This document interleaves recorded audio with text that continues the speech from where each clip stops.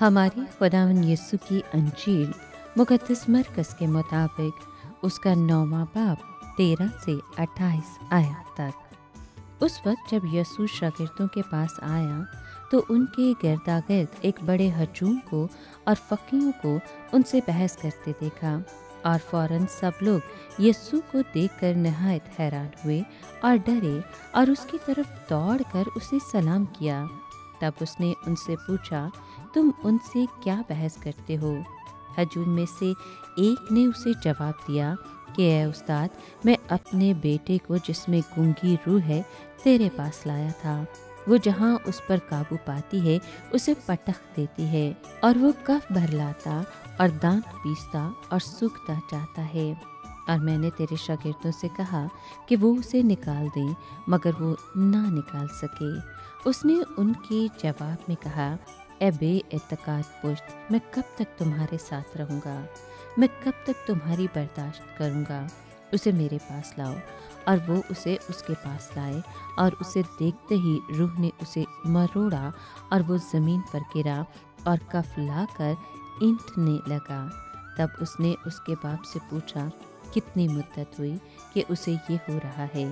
वो बोला, लड़कपन ही से, और अक्सर वो उसे आग में डाल देती है और पानी में भी, ताकि उसे हलाक करे। तो अगर तुझसे कुछ हो सके तो हम पर तरस खाकर हमारी मदद कर।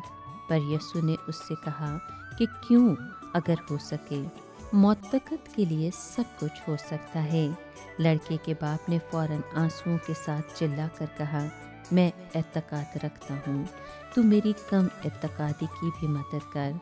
और जब यीशु ने देखा कि हजूम दौड़ दौड़ कर जमा हो रहा है तो उस नापाक रूह को झिड़क कर उससे कहा, ए गूंगी बहरी रूह, मैं तुझे हुक्म देता हूँ, इसमें से निकल आ और इसमें फिर कभी दाखिल ना हो।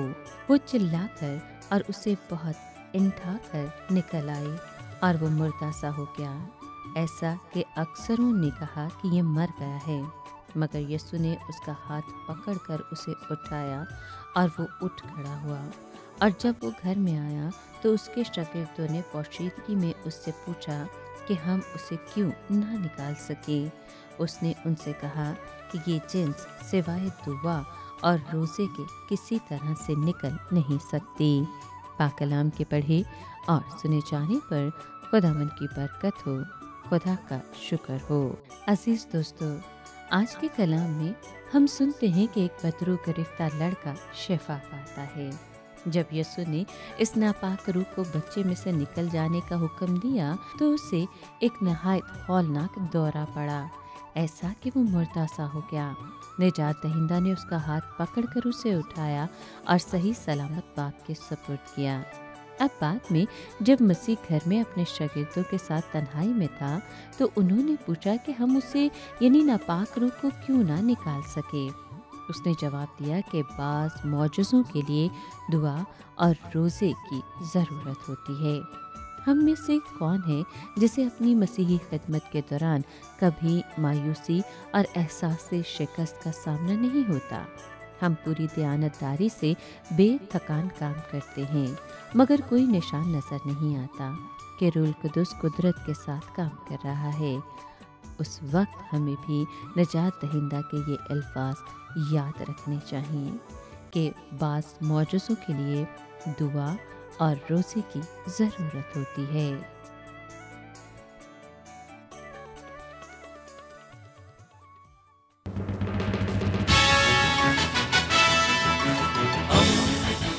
दोस्ती का पैगंबर, रेडियो वेरितास एशिया।